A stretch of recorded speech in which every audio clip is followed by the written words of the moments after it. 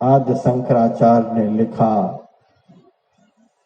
जोग रतोवा भोग रतोवा कर्म रतोवा कर्म विहीन यस्मिन ब्रह्मणि रमते चित्तम नंदति नंदति नंदत्येव। चाहे कोई जोग में रत हो, चाहे कोई भोग में रत हो, चाहे कोई कर्म में रत हो, और चाहे कोई कर्म का त्याग करके बैठा हो, जिसका मन ब्रह्म में रमन करता है वही संसार में सुखी है, वही संसार में आनंदित है, वही संसार में प्रमुदित है। तो जैसे ज्वालामुखी पहाड़ की तरफ जो आगे बढ़ेंगे उनकी देह की ठंडी भाग जाएगी, जैसे बद्रीनाथ की तरफ कोई आगे बढ़ेंगे तो उनकी देह की गर्मी भाग जाएगी, उसी तरह से जो संसार की तरफ जाएंगे उनके जीवन का सुख भाग जाएगा, और जो परमात्मा की तरफ जाएंगे उनके जीवन का दुख भाग जाएगा। जैसे जैसे परमात्मा की तरफ गति होगी वैसे वैसे दुख भागता जाएगा।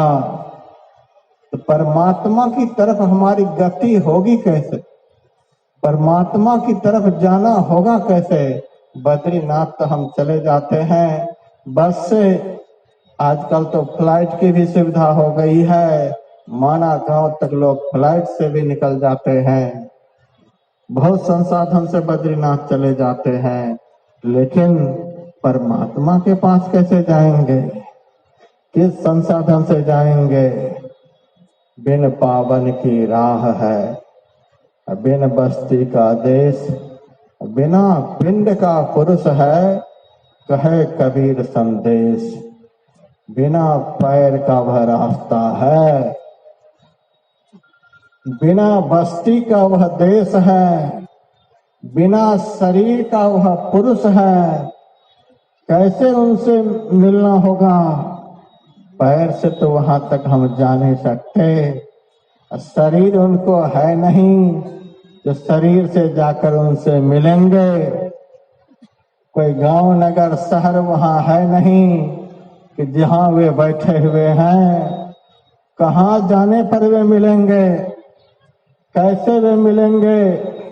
तो अयोध्या जी में एक संत हुए, ध्यान देकर के संत की बात को सुनिए, वे कहाँ मिलेंगे कैसे मिलेंगे। अयोध्या जी में एक संत हुए, उनका नाम पलटू साहब। उन्होंने कहा है, साहिब साहिब क्या करे, साहिब तेरे पास, साहिब तेरे पास याद करो होवे हाजिर। क्या तू परमात्मा परमात्मा चिल्ला रहा है, ईश्वर ईश्वर चिल्ला रहा है?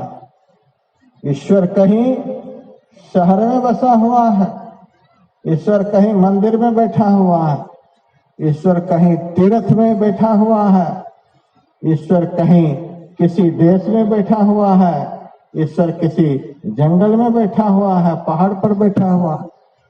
संत कहते हैं, साहिब साहिब क्या करे, साहिब तेरे पास, वह तो तुम्हारे पास में ही है। कबीर साहब ने कहा, पास खड़ा और नजर न आवे, ऐसा राम हमारा है रे। वह परमात्मा सबके निकट में है, सबके सामने है, दिखलाई क्यों नहीं देता है? हमारे परदादा गुरु लिखते हैं, है मेरे सूझत नहीं, लियानत ऐसो जिंद, तुलसी या संसार को भयो मोतिया बिंद।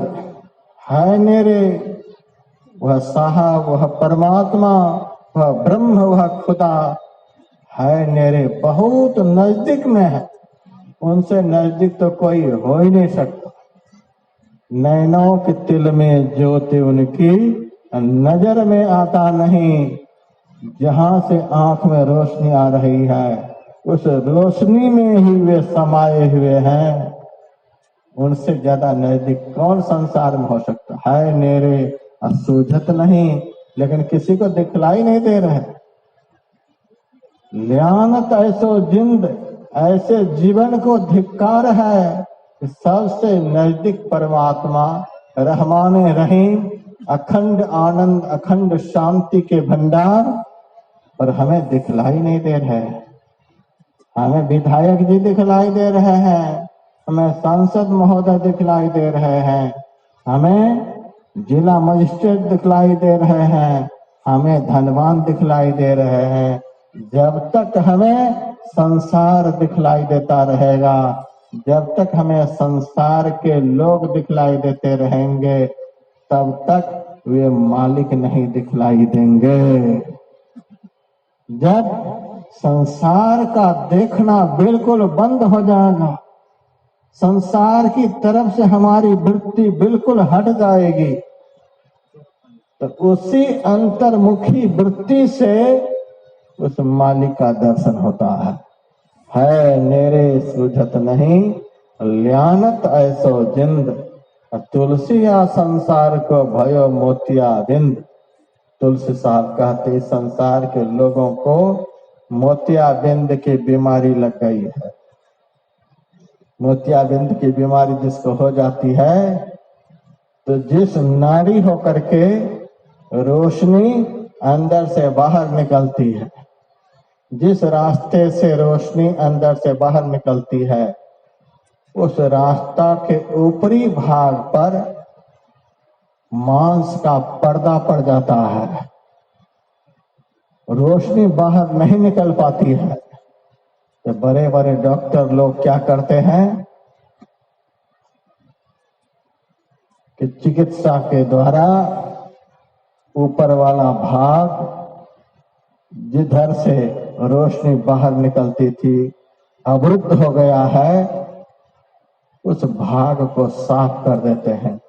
ऊपर के कठोर चमड़े को धीरे धीरे बाहर कर देते हैं, निकाल देते हैं, और फिर उसी आंख से दिखलाई देने लग जाता है।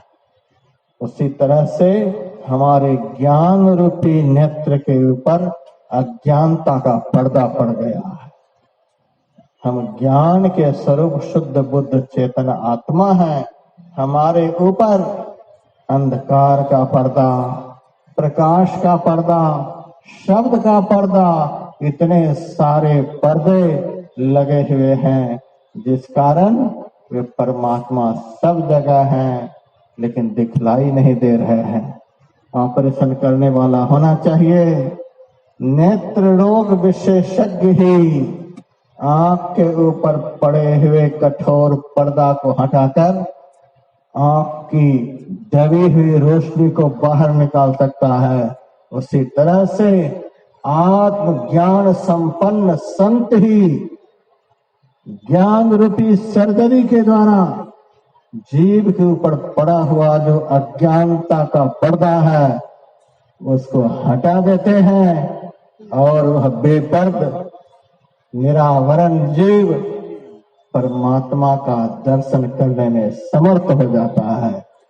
तुलसी या संसार को भयो मोतिया बिंद। पलटू साहब कहते हैं, साहिब साहिब क्या करे साहब तेरे पास, परमात्मा तो तुम्हारे पास नहीं है। तो पलटू साहब से कोई पूछे होंगे, पास में तो है लेकिन कहाँ दिखलाई देते हैं। पलटू साहब कहते हैं, खोजते कहाँ हो, खोजो, खोज कर हो गए हाजिर, याद कर हो गए हाजिर। उनकी याद कहाँ करते हो, उनकी खोज कहाँ करते हो, उनकी तलाश कहाँ करते हो।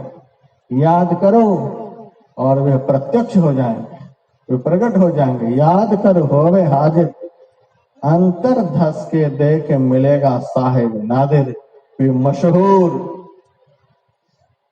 जगत विख्यात परमात्मा अंतर धस के देख, अंतर में प्रवेश करके देखो। दर्शन उस मालिक का कौन करेगा, उस मालिक से कौन मिलेगा, उस मालिक का दीदार कौन करेगा। हमारा शरीर करेगा कि हम करेंगे। सब कहेंगे उस मालिक का दीदार हम करेंगे। तो हम कौन हैं? हम इस शरीर में रहने वाले हैं। इस शरीर में रहने वाले को जीव कहा जाता है। और हमारे परमात्मा कहाँ है? तो परमात्मा के लिए कहा जाता है, जुदाना तनिक में साँच कहता, दास पलटू कहे साहब सब में रहे। वे सब जगह रहते हैं, सब के अंदर रहते हैं, सब के बाहर रहते हैं, सृष्टि के कण कण में रहते हैं। वे परमात्मा हमारे अंदर में है और हम इस शरीर के अंदर में हैं। तो दर्शन अब कहाँ होगा? थोड़ा सा विचार करके देखिए। हम भी शरीर के अंदर में ही, और वे परमात्मा सब जगह है तो हमारे अंदर में भी है। तो दोनों इस शरीर के अंदर में ही हैं, तो फिर दर्शन कहाँ होगा? किसी बात को आज के लोग समझने को तैयार नहीं है। इबादत है किसी नासाद को फिर साद कर देना। इबादत है किसी बर्बाद को आबाद कर देना। यही सीखा है सागर हमने, मुर्शद के कदम छूकर। खुदा से हो अगर मिलना, पता खुद का लगा लेना। यदि खुदा का पता लगाना चाहते हो तो खुदा तो सब जगह है। पहले इस 3.5 हाथ के भीतर में जो तुम खुद रहते हो, खुद का पता लगा लो। जिन्होंने एक बूंद का अब तक पता नहीं लगा पाया, जिन्होंने खुद का अब तक पता नहीं लगा पाया, वह खुदा का पता कैसे लगाएगा? खुदी को जान लेना ही खुदा के पास जाना है। अपने आप को जान लेना यही खुदा को जान लेना है। जो अपने आप को नहीं जान पाया वह खुदा को क्या जान पाएगा? जिनको बूंद का ज्ञान नहीं हो पाया वह समुद्र का ज्ञान क्या करेगा? जो अणु को नहीं समझ पाया वह विभु को क्या समझेगा?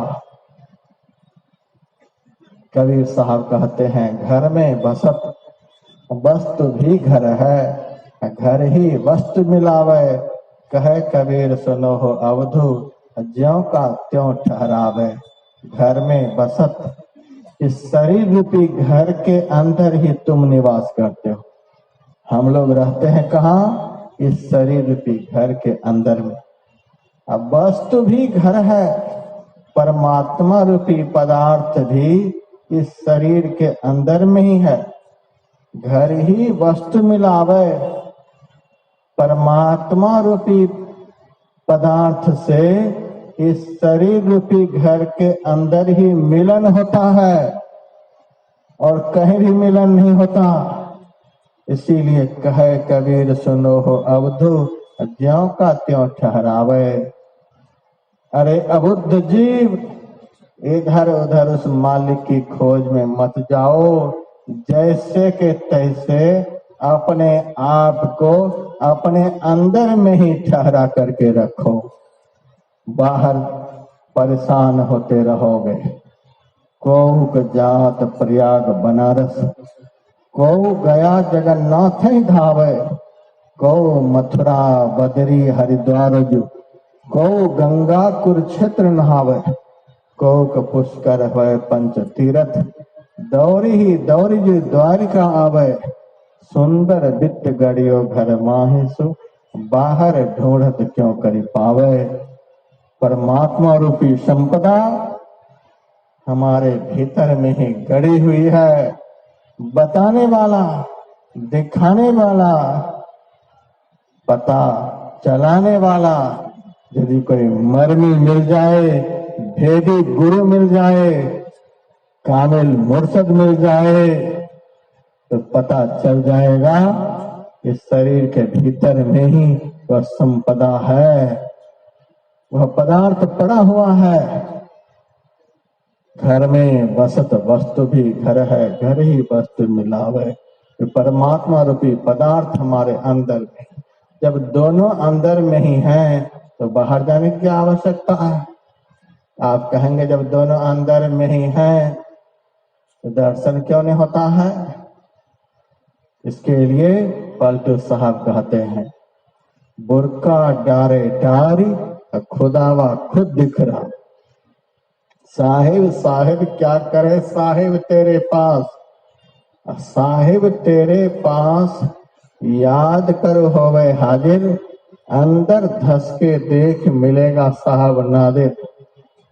रूह करे में राग कुफर का खोल कुलावा, 300 रोजा रहे अंतर में 7 रिकावा।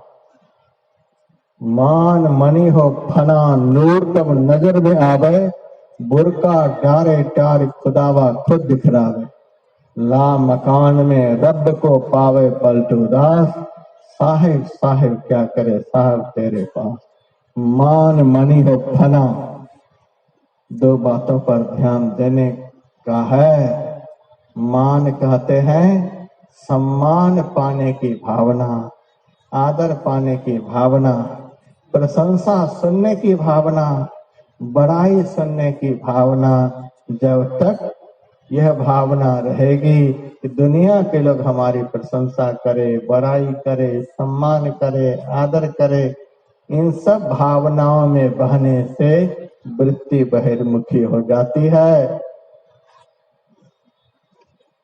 एक ऐसा दिन था जब मैं देखता था लोग साधु महात्मा को प्रणाम करते हैं तो दिल तरसता था।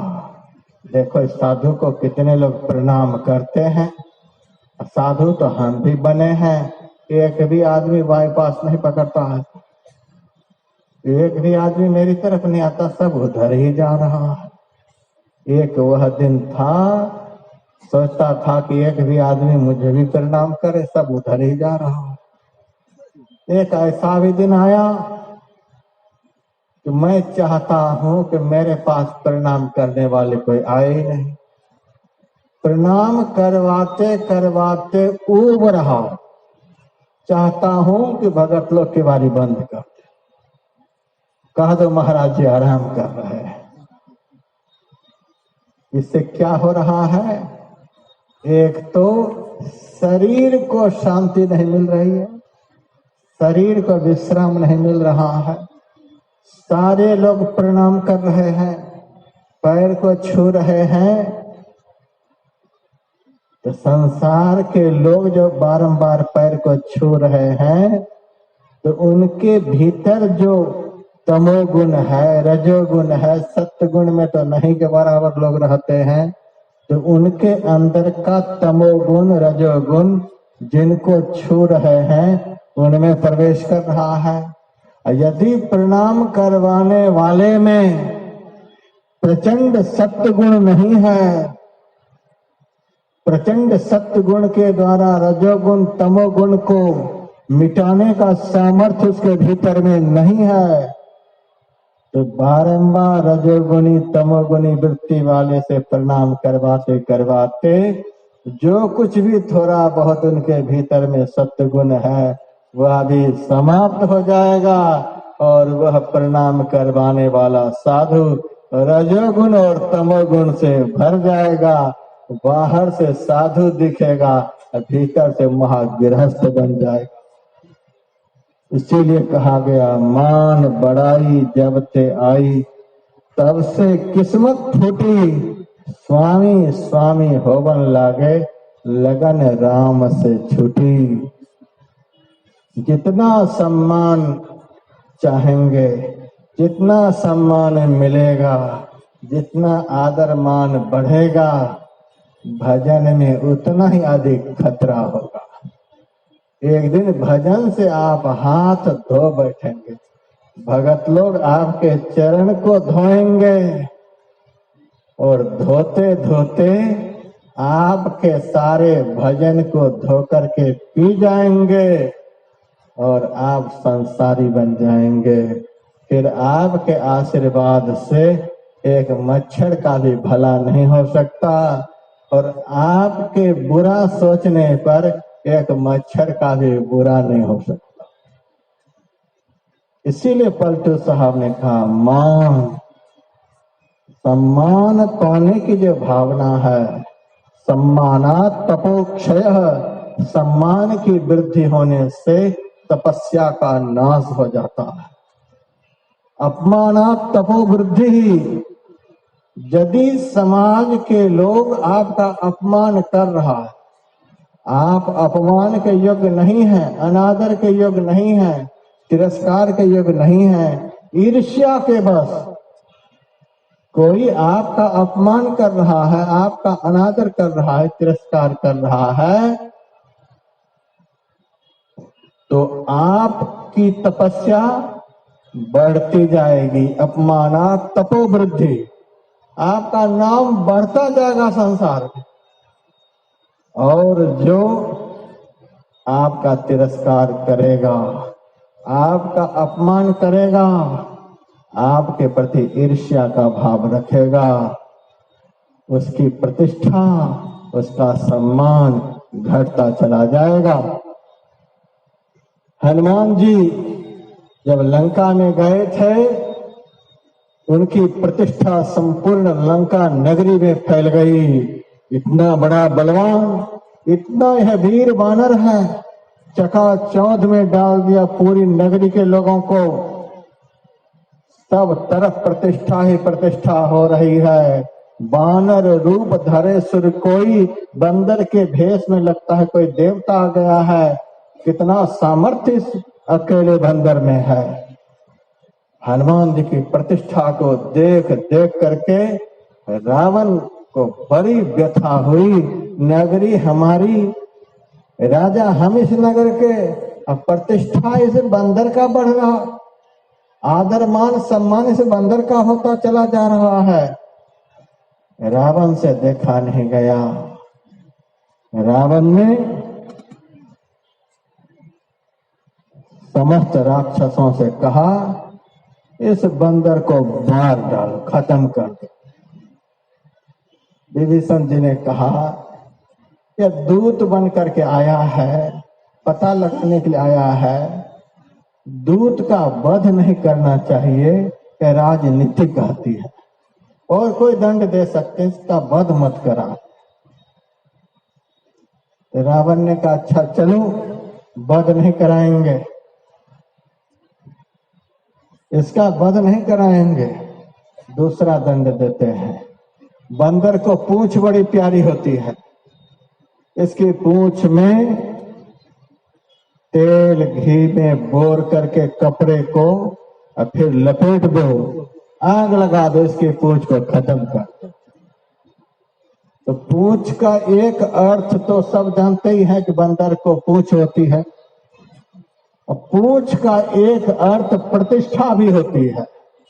इस आदमी को तो बहुत दूर तक के लोग जानते हैं, इसकी बड़ी पूंछ है, राष्ट्रपति प्रधानमंत्री भी इनको पहचानते हैं, बड़े बड़े धनवान लोग इनको जानते हैं, इनकी बड़ी दूर दूर तक पूंछ है।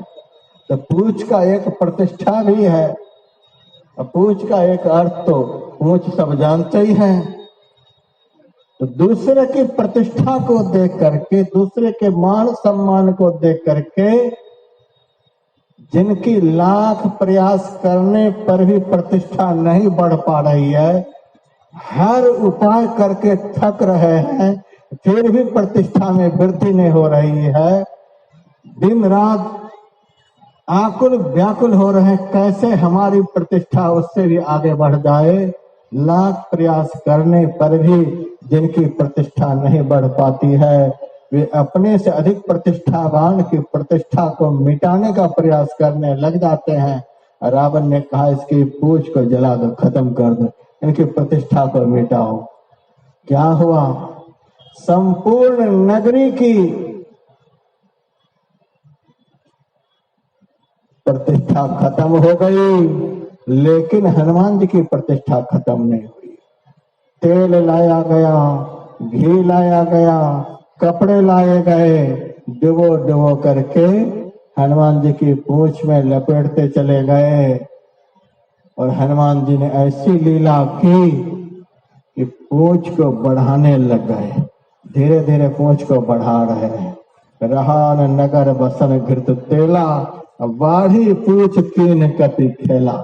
पूरी लंका नगरी में तेल घी बचे ही नहीं, कपड़े बचे ही नहीं, सब लग गए हनुमान जी की पूंछ में। दूसरे की प्रतिष्ठा को, दूसरे के सम्मान को, दूसरे की जस कीर्ति को यदि आप मिटाने का प्रयास करेंगे तो आप खुद मिट जाएंगे। प्रतिष्ठावान पुरुष की प्रतिष्ठा नहीं मिटेगी। वे मिटते मिटते मिट गए जिनको खुद पर गुमान था, और वे डूबते डूबते भी बच गए जिन पर तू मेहरबान था। जिनके ऊपर वे मालिक मेहरबान होते हैं उनकी प्रतिष्ठा कभी डूब नहीं सकती है। हनुमान जी की पूंछ बढ़ती चली गई। अब राक्षसों ने सोचा कि नगर में तो तेल भी बचे नहीं, कपड़े भी नहीं बचे, अब क्या करें। पूंछ तो अब तक पूरी की पूरी लपेटी गई नहीं है। तो सारे राक्षसों ने क्या किया, अपने अपने घर की औरतों के कपड़े को शरीर पर से छीन लिए। राक्षस थे। दूसरे की प्रतिष्ठा को मिटाने वाले लोग इस तरह से नंगे हो जाते हैं, उनको यह भी नहीं सोचता कि हमारे घर की प्रतिष्ठा मिटती चली जा रही है। अपने घर के औरतों के वस्त्र को छीन ली, तो भी हनुमान जी की पूंछ पूरी की पूरी नहीं लपेटी गई। उसके बाद सारे राक्षसों ने सोचा अब तो घर में किसी औरतों के शरीर पर भी वस्त्र नहीं बचे, अब हम लोग ही अपने अपने शरीर पर के वस्त्र को उतार देते हैं। सारे राक्षस नंगे हो गए। हनुमान जी की पूंछ पूरी की पूरी नहीं लपेटी गई, सब नंगे हो गए। अब क्या करें। तब सब राक्षसों ने कहा और किसी के पास तो कपड़े बचे नहीं, अब ये रावण बचा हुआ है, अब इसी के शरीर पर का कपड़ा खींचो। सारे राक्षस लग गए और रावण के शरीर पर जो कपड़े थे उसको भी खींच ली। लेकिन रावण को दुख नहीं हो रहा है।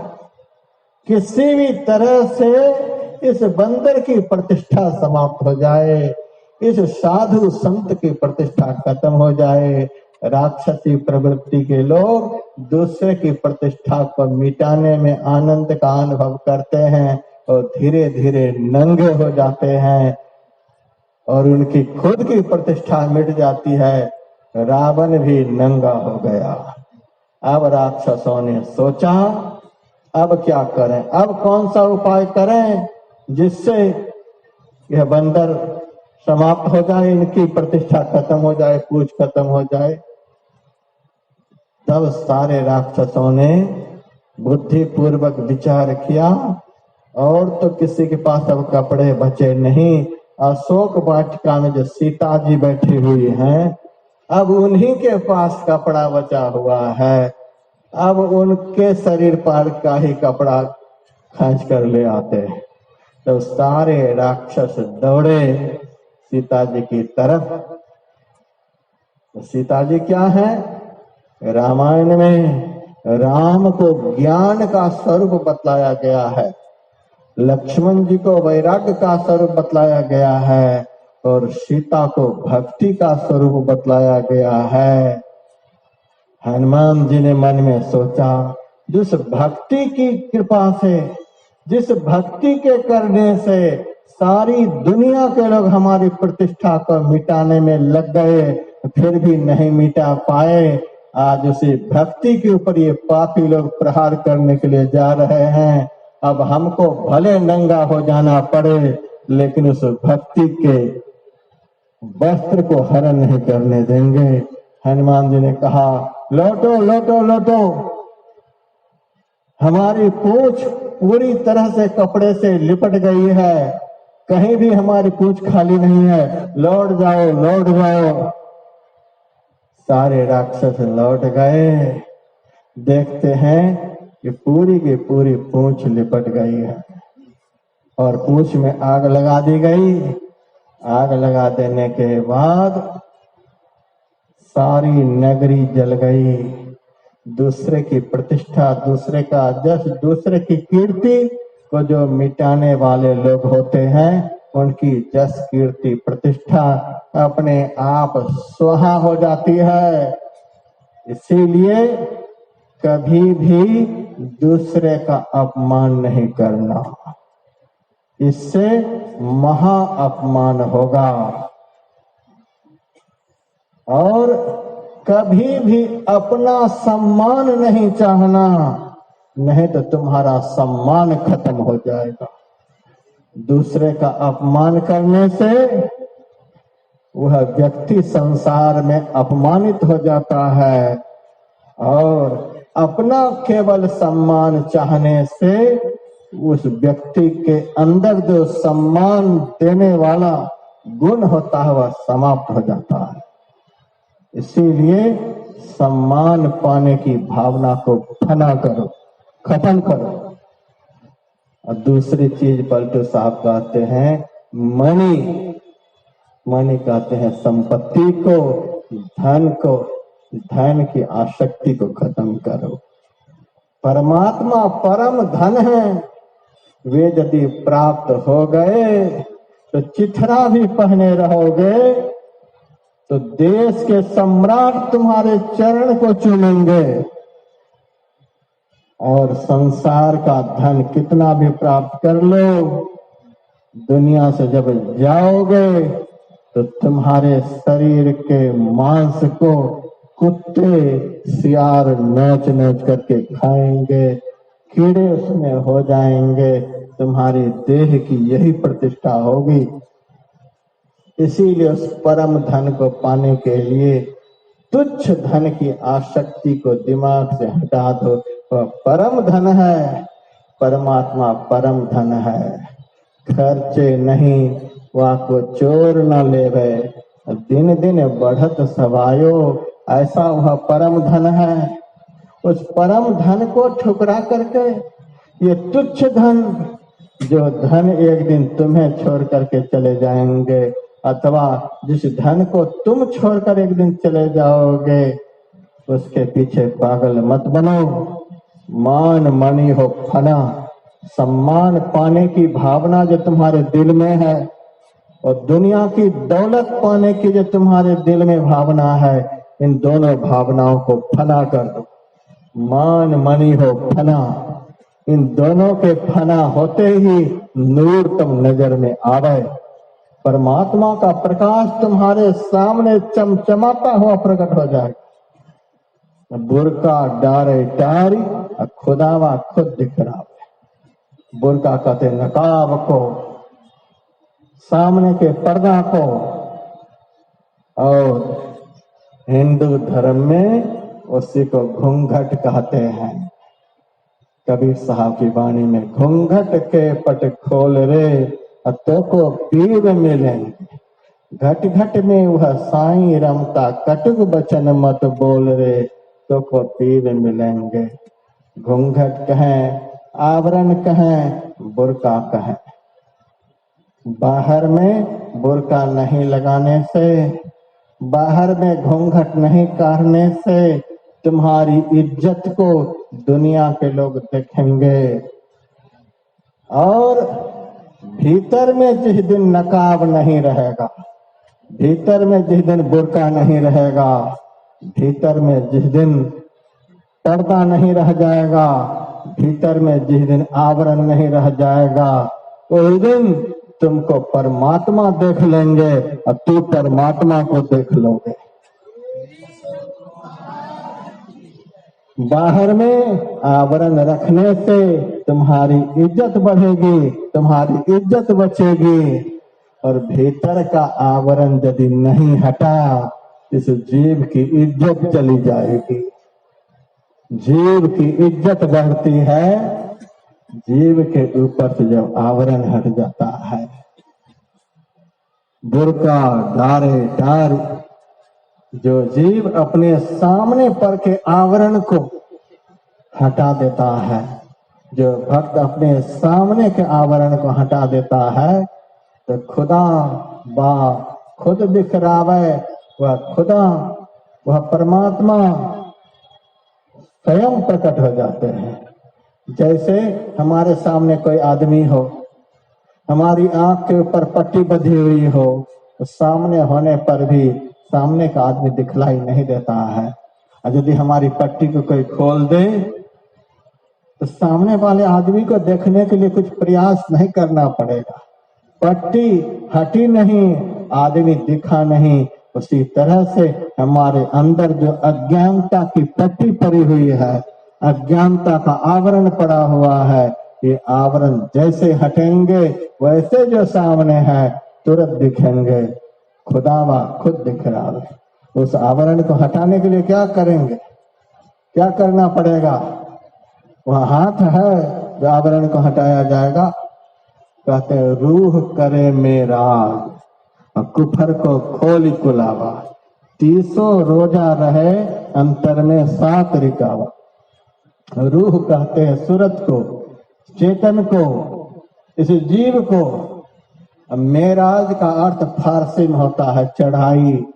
रूह करे मेराज, यह रूह, यह चेतन आंख से नीचे पिंड भाग में है, आंख से नीचे 9 द्वार के अंदर है, आंख से नीचे अज्ञान की अवस्था में है, आंख से नीचे अंधकार में पड़ा हुआ है, आंख से नीचे 14 इंद्रिय रूपी दुश्मनों से घिरा हुआ है, आंख से नीचे 6 विकार रूपी दुष्ट डाकुओं के प्रहारों से दिन रात प्रताड़ित हो रहा है, आंख से नीचे 5 विषय रूपी विष का यह दिन रात पान करके आकुल व्याकुल हो रहा है, आंख से नीचे शरीर संसार के बंधनों से यह जीव जकड़ा हुआ है।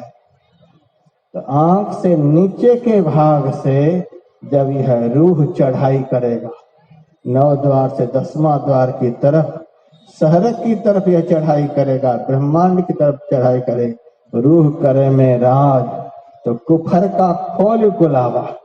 कुफर कहते हैं काल को, और कुलावा कहते हैं जंजीर को। सबसे भयंकर दुष्ट काल है जो किसी को नहीं छोड़ता है। इस्लाम धर्म में उसी को शैतान कहा जाता है, जो सबको परेशान करता है। हम लोगों को काल परेशान करता है, मुसलमान भाइयों को वही काल शैतान बन करके परेशान करता है। और जंजीर क्या है? कुफर का खोल बुलावा। यह जंजीर क्या है? माया का जंजीर है, आसक्ति का जंजीर है। बेटा बेटी धन दौलत इन सब में जो हमारा मन लगा हुआ है, यह जंजीर है।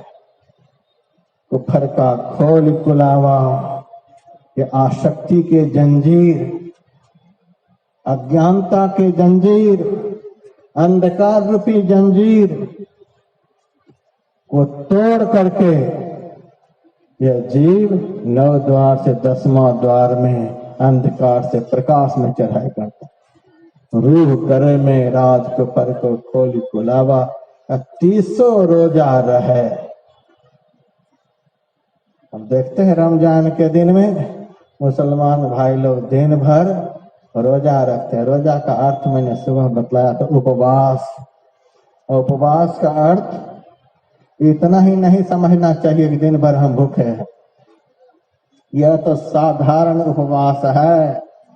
उपवास का अर्थ होता है परमात्मा के निकट निवास। उप का अर्थ होता है निकट, वास का अर्थ बसना, निवास करना। सबसे निकट जो हमारे अंदर में परमात्मा है,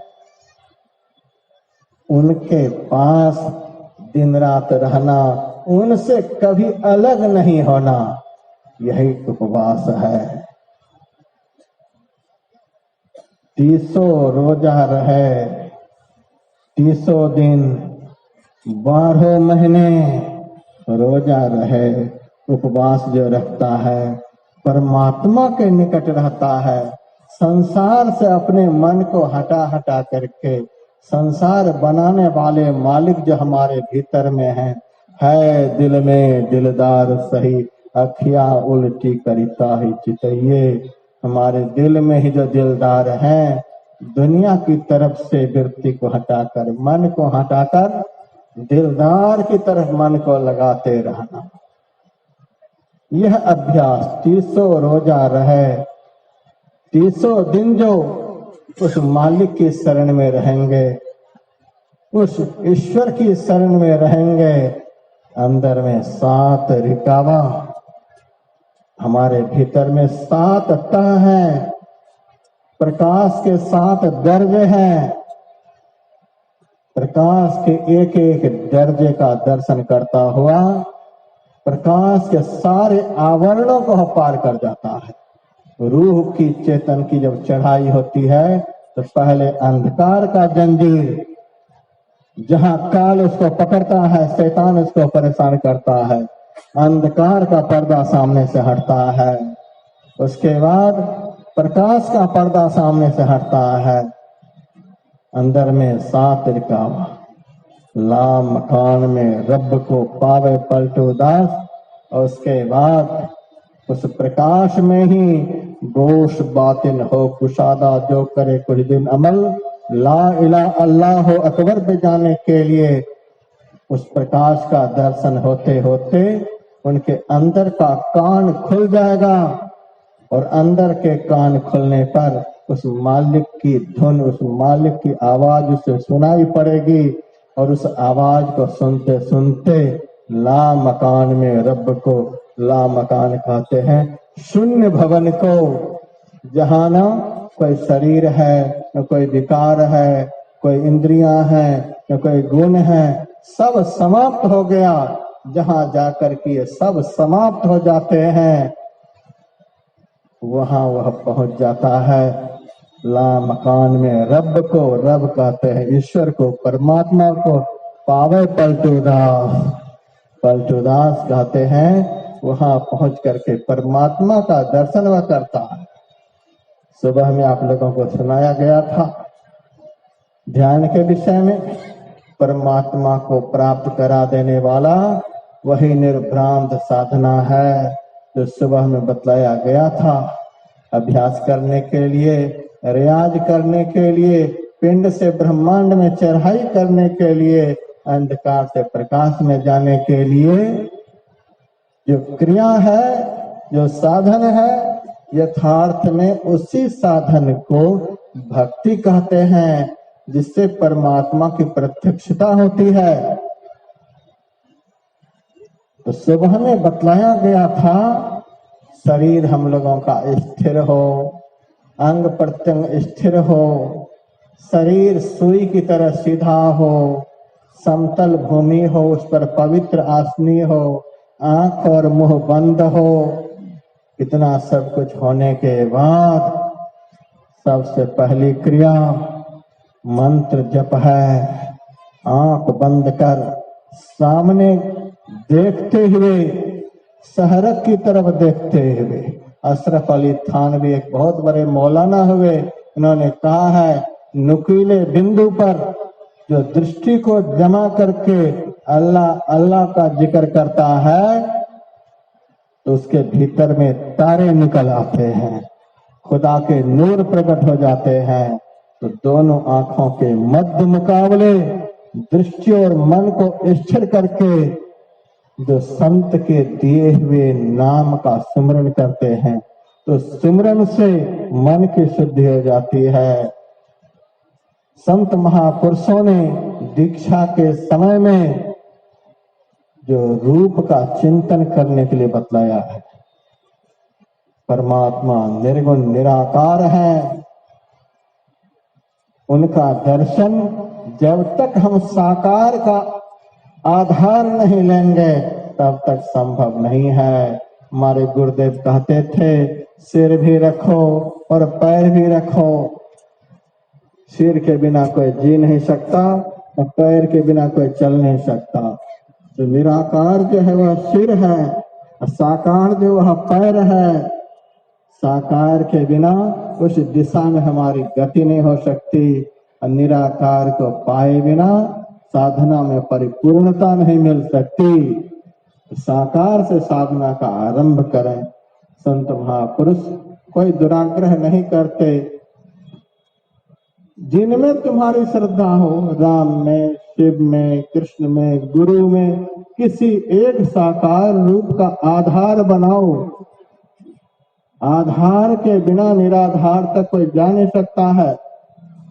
महात्मा गांधी ने भी कहा है, अवश्य ही निराकार के बिना परिपूर्णता नहीं हो सकती, लेकिन साकार उस मजबूती तक पहुंचाता है जिस मजबूती के बिना कोई निराकार की दूरी तय नहीं कर सकता।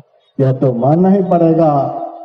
हम लोगों को महापुरुषों ने एक पवित्र रूप में मन को टिकाने के लिए कहा है। संसार के सारे रूपों से अंदर से हटा करके एक रूप में मन को टिकाना है। उस एक रूप से भी मन को एकाग्र करते हुए मुखार बिंद पर अपने को टिकाना है। मुखार बिंद से भी ख्याल को समेटते हुए दोनों आंखों के मध्य मुकाबले, जैसे सुई के छिद्र में धागा पिरोते समय देखते हैं, उसी तरह से अपनी दृष्टि को टिकानी है। सूफी संत कहते हैं, जिगर वो हुस्न सुई का मंजर याद है अब तक, निगाहों का सिमटना, हुजूम में नूर हो जाना। निगाहें जब सिमटती हैं तो हुजूम में नूर हो जाना, प्रकाश पुंज में वह साधक प्रतिष्ठित हो जाता है। अंधकार का आवरण उनके सामने से समाप्त हो जाता है और वह भक्त धीरे धीरे वहां जाकर साकार से निराकार में प्रवेश करता है। दोनों आंखों के मध्य जब दृष्टि टिकती है, वहां न आंख है, न कान है, न नाक है। उस स्थान का चिंतन करते करते मन विषय से रहित हो जाता है, मन शून्य हो जाता है। मन में संसार का कोई चिन्ह नहीं रह जाता, संसार की कोई आकृति नहीं रह जाती है। मन जैसा निराकृत है, वैसे ही अंदर का दृश्य वहां निराकृत हो जाता है। जब संसार का रूप, संसार का दृश्य दृष्टि से ओझल हो जाता है, तब अंदर का दृश्य प्रकट होता है। अंदर की आकृति प्रकट होती है। बाहर की आकृति, पिंड की आकृति अंधकारमयी है। पिंड से ब्रह्मांड की आकृति अत्यंत प्रकाशमयी है। हृदयाकाशे चिदादित्य सदा भासति भासति, नास्तमेतिन चोदेति कथम संध्या मुपासमहे। हृदय रूपी आकाश में चैतन्य में सूर्य बराबर उगा रहता है। उसका न कभी उदय होता है, उसका कभी अस्त होता है। संध्या कैसे किया जाए? उसकी चेतना का ऊर्ध्वगमन हो जाता है। पिंड से ब्रह्मांड में उनकी चेतना की गति हो जाती है और वहां अंधकार का आवरण नहीं रह जाता। और हमारा धर्म शास्त्र कहता है, दीप ज्वालंद खद्योत विद्युन नक्षत्र भास्करा दृश्यन्ते सूक्ष्म रूपेण सदा युक्तस्य योगिनः। सूक्ष्म ज्योतिर्मय प्रकाश का दर्शन, जलता हुआ दीपक का दर्शन, अग्नि के ज्वाला का दर्शन, पांच तत्व के पांच रंगों का दर्शन, एक तारा का दर्शन, अनेक तारा का दर्शन, द्वितीय चंद्र का दर्शन, पूर्ण चंद्र का दर्शन, प्रातः काल के सूरज का दर्शन, दोपहर के सूरज का दर्शन, एक से एक दिव्य प्रकाश का दर्शन करता हुआ साधक की गति अंतर की तरफ होती है। यह प्रकाश क्या है? भक्ति का पहला रूप है। भक्ति के दो रूप हैं, प्रकाश और शब्द। जिस क्रिया के करने से अंदर में प्रकाश का दर्शन हो, उस क्रिया का नाम ध्यान है। और जिसकी प्राप्ति हो जाने के बाद मन के अंदर का दुख खत्म हो जाए, उस पदार्थ का ही नाम भक्ति है। और भक्ति ही रास्ता है। जैसे जमीन को देख देख करके, जमीन का सहारा लेकर के और ऊपर के प्रकाश के माध्यम से हम गति करते हैं, उसी तरह से अंतः प्रकाश और अंतर्नाद के सहारे से अंतर जगत में गति होती है। जो अंदर में गति कराता हुआ जीव को गति विहीन अवस्था में पहुंचा देता है, अचल अकंप अवस्था में पहुंचा देता है। वही पहुंचाने वाला जो संसाधन है उसी को भक्ति कहते हैं। अभ्यासी को यदि ये सब प्रकाश अंदर में दिखने लग जाए तब समझिए कि भक्ति के मार्ग पर चल रहे हैं। राम भगति चिंता मणि सुंदर, बसई गरुड़ जाके उर अंतर, परम प्रकाश रूप दिन राति। जिस क्रिया के करने से अंदर का अंधकार खत्म हो जाए उसी क्रिया का नाम भक्ति है।